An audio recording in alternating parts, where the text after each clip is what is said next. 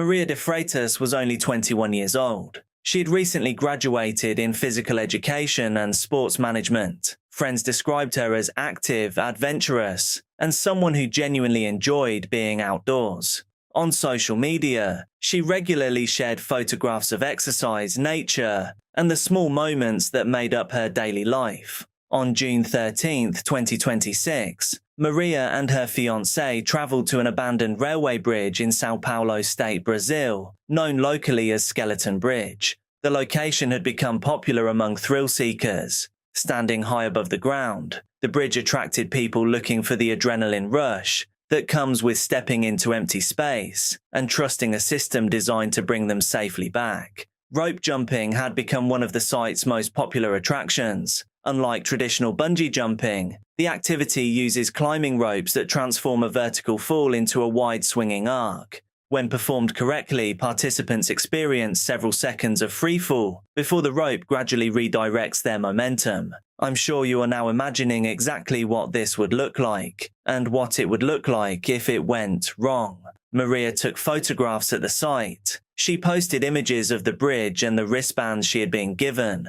At one point, she made a light-hearted joke on social media. "Who was the crazy person who let me jump off a bridge?" The message appeared playful. Nervous perhaps, but excited. The kind of comment that people make before doing something that scares them, for good reason. Nobody reading it could have imagined it would become the final public message associated with her name. As preparations continued, Maria was fitted with equipment and brought towards the launch point. Video footage recorded by people nearby shows several instructors handling the process. The atmosphere appears routine. Nobody is shouting. Nobody seems alarmed. There are no obvious signs that anything is wrong, unless you look very closely at the rope sat coiled on the floor. Maria places her trust in the people around her. After all, that is what every participant is required to do. Extreme sports involve risk, but those risks are supposed to be controlled through procedures, training, and safety checks. Participants assume that multiple people have already verified everything. They assume somebody has checked the equipment, then somebody else has checked it again. The footage shows Maria being carried towards the edge of the bridge by members of the team. They hold her above their heads, and then throw her from the bridge. She disappears from view. For a brief moment, there is silence, and then somebody notices something. A voice can be heard shouting words that instantly change the meaning of everything that had happened seconds earlier. You hear them say, desperately, "The rope." The safety line was still on the bridge, not attached to Maria. According to witness accounts and the initial police investigation, Maria had been launched from the bridge without being connected to the rope designed to stop her fall. Instead of swinging beneath the structure as intended, she dropped approximately 40 meters to the ground below. Emergency responders were called immediately, but her time was called at the scene. The shock spread quickly. Her fiancé reportedly became ill after learning what had happened and required medical attention himself. Investigators soon detained several people connected to the operation. Authorities began examining whether proper permits existed, whether safety protocols had been followed, and how such a catastrophic failure could occur. For many people, the most unsettling part of the story is not the height of the bridge or the danger of the activity itself. It is the fact that Maria appears to have spent her final moments believing everything was working exactly as intended. Only after she had already been released did people realize that the one thing meant to save her had never been attached at all. Good morning, guys. It is 6:02 a.m. Friday, February 22nd. One of the most heartbreaking final videos that I've ever found was recorded by a 12-year-old girl named Michelita Rogers in Dallas, Texas. On the morning of February 23, 2018, Michelita woke up before sunrise to prepare for a cheerleading competition. Like many children her age, she decided to record parts of her morning on her phone. The videos were casual and ordinary. There was no sense that this would, in fact, be her final day on this earth. In the first clip, recorded at 6:02 a.m., Michelita quietly greets the camera while sitting in the dark. She speaks in a near whisper because the rest of her family is still asleep. Excited about the day ahead, She explains that she is getting ready for a major cheerleading event and begins talking about fixing her hair. And I'm gonna get ready for the NCA, National Cheerleaders Association, today. So I'm gonna start with hair, turn on my lamp because I don't want to turn on all the lights. So yeah.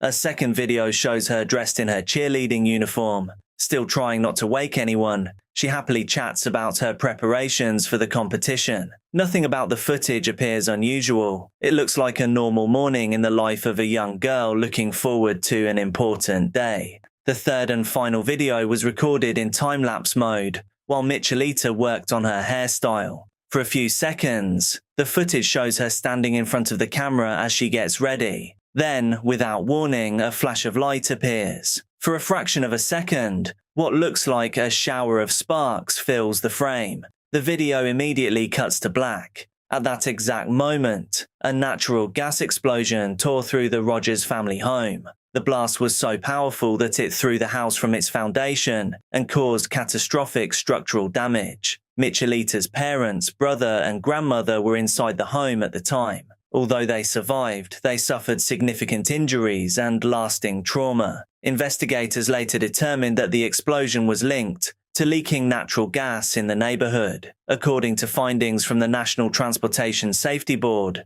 the local gas utility had been aware of leaks in the area for weeks before the disaster. Investigators identified multiple failures within the aging gas infrastructure, including a cracked line behind Michelita's home that failed pressure testing. The tragedy did not occur in isolation. Other explosions and fires had already been reported nearby in the days leading up to the blast. Eventually, thousands of homes in the area were evacuated, while crews searched for dozens of gas leaks. Perhaps the most unsettling aspect of the case is that the Rodrigues family reported having no warning. Nobody smelled gas. Experts later pointed to a phenomenon known as odor fade, where the chemical smell added to natural gas can weaken as the gas moves through soil, making leaks far more difficult to detect. After the explosion, Michelita's phone was recovered from the rubble. The video she recorded that morning remained intact. Today, they stand as an accidental record of a normal day that never got the chance to happen.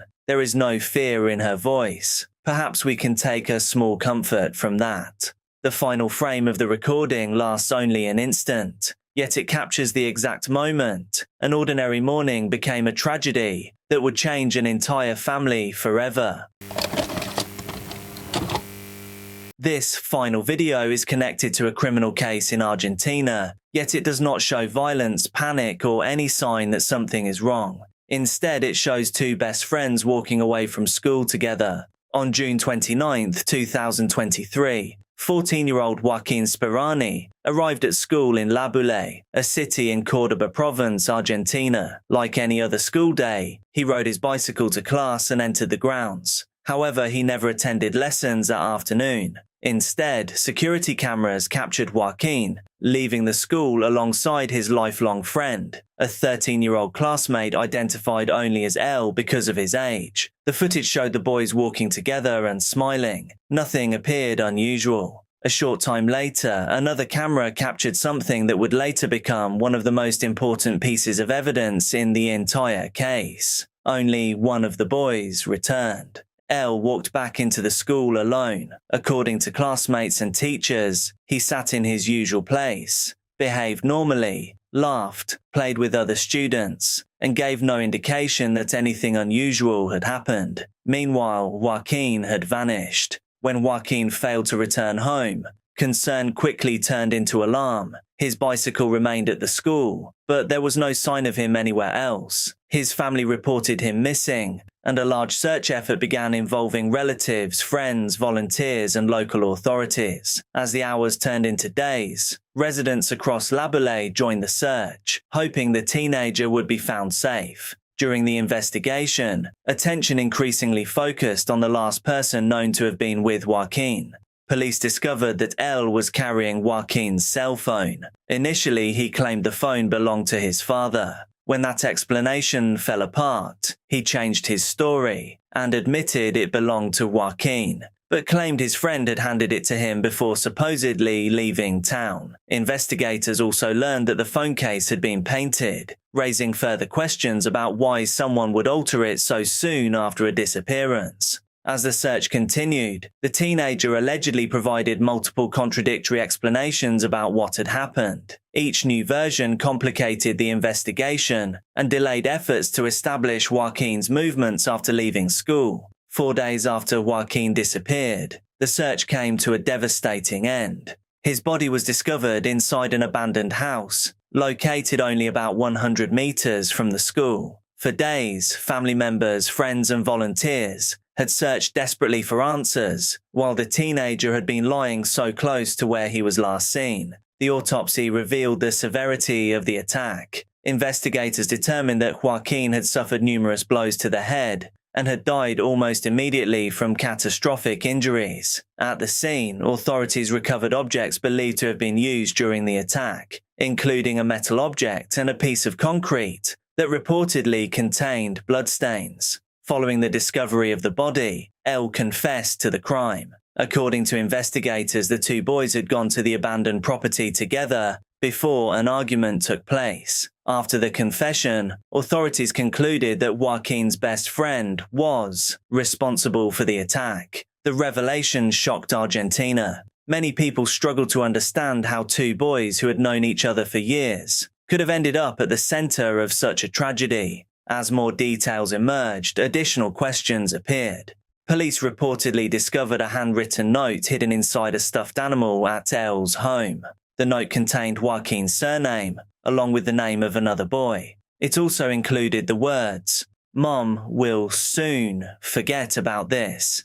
The discovery fueled speculation and concern among Joaquin's family, who feared the case might involve factors that investigators had not fully explored. The legal results proved almost as controversial as the crime itself. Because El was only 13 years old at the time of the incident, he was below Argentina's age of criminal responsibility. As a result, he could not be prosecuted in the same way an older offender could. After spending time in a juvenile facility undergoing evaluations, he was eventually released into the custody of his parents. Joaquin's family publicly criticized the outcome. They argued that important questions remained unanswered and expressed concerns about the handling of the investigation. The case also reignited a national debate about juvenile justice laws and whether Argentina's age of criminal responsibility should be reconsidered.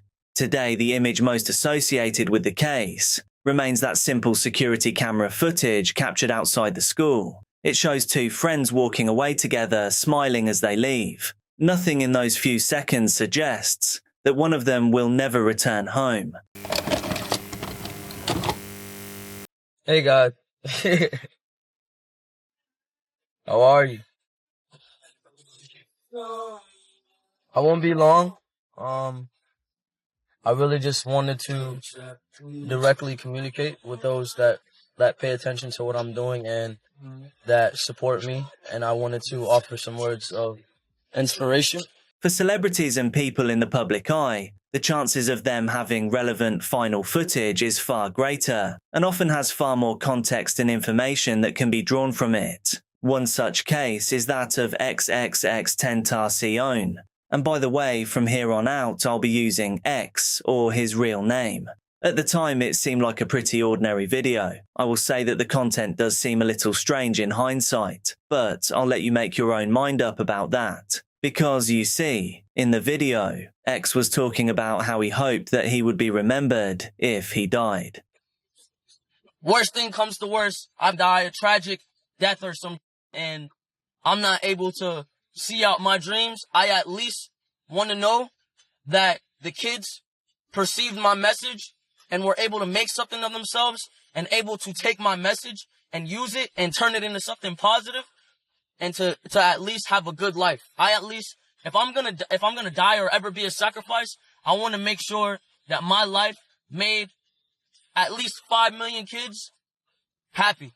Born as Jase Onfroy, the 20-year-old rapper and musician had become one of the fastest rising artists in the world. His music resonated with millions of listeners, particularly younger fans who connected with the emotional themes that ran throughout his songs. Despite controversies that surrounded his personal life, his popularity continued to grow at a remarkable pace. By 2018, he was no longer just an internet artist. He had now become a global star. It was during this period that he recorded a video discussing his future and the impact he hoped to leave behind. Speaking directly to the camera, Jase reflected on the possibility that life could end unexpectedly. Rather than focusing on success or fame, he spoke about helping people. He said that if his life were cut short, he hoped he would have made at least 5 million children happy or inspired them in some way. He wanted to be remembered for making a positive difference. The message was thoughtful, reflective, and surprisingly mature for someone who had only recently turned 20.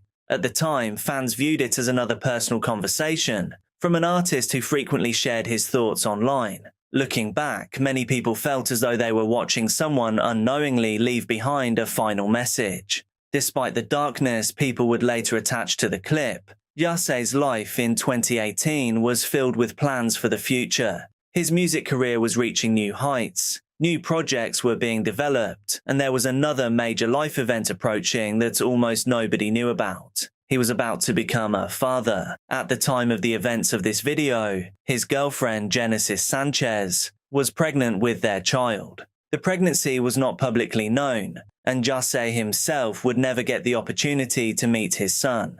7 months later, a boy named Waqin was born. According to his family, Jase had personally chosen the name before his passing. They explained that it represented a different state of thought and a new universe of ideas. For many fans, the birth of his son became one of the most powerful examples of the legacy he had spoken about in that final video. Part of the future he had imagined continued even after he was gone. On June 18, 2018, everything for X would change in an instant.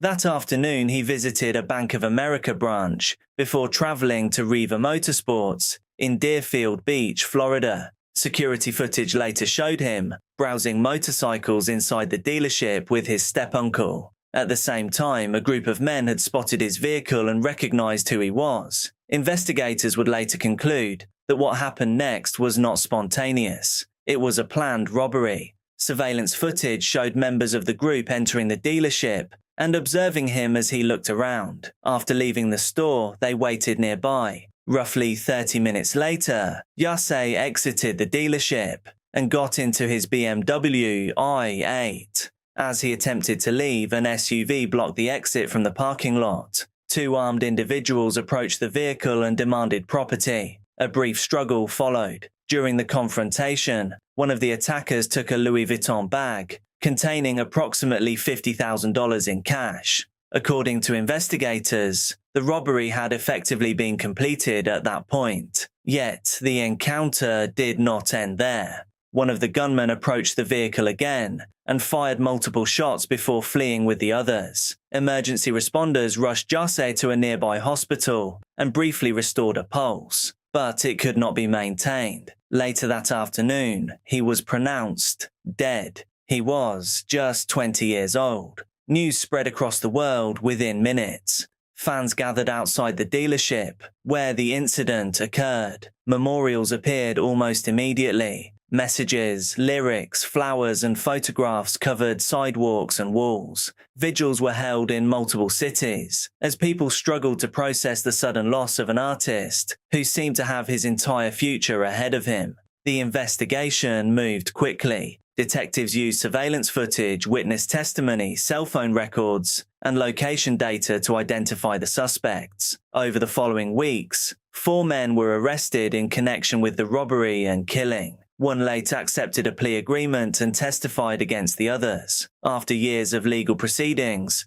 the remaining defendants were convicted in 2023 and received life sentences. In the aftermath of his death, Jase's music experienced an extraordinary surge in popularity. Songs climbed the charts around the world, and his track Sad eventually reached #1 on the Billboard Hot 100. Millions of listeners discovered his music for the first time, while existing fans revisited his work with a completely different perspective. But among all the music videos, interviews, concerts, and public appearances he left behind, one clip continues to stand out. It is not a performance or a music video.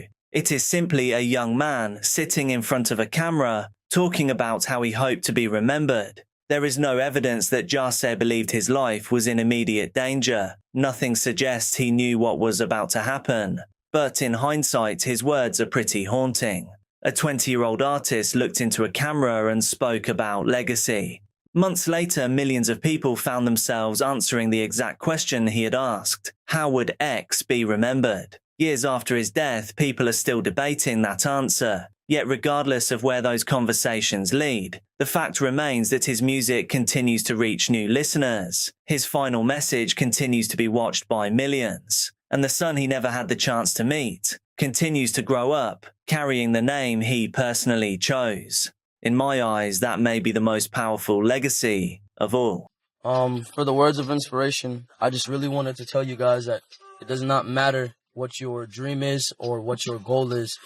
You make sure that it is your prime priority to follow what you believe is good for you. Do not live your life trying to impress someone else, and do not live your life trying to be someone you're not, and do not live your life making yourself miserable just to amount to someone else's idealism. Thank you so much for watching. I'm uploading daily true crime and dark content here on this channel, so make sure that you're subscribed, hit like on the video, and also drop a comment so you get shown more of my stuff. Please do be careful out there, and I'll see you tomorrow.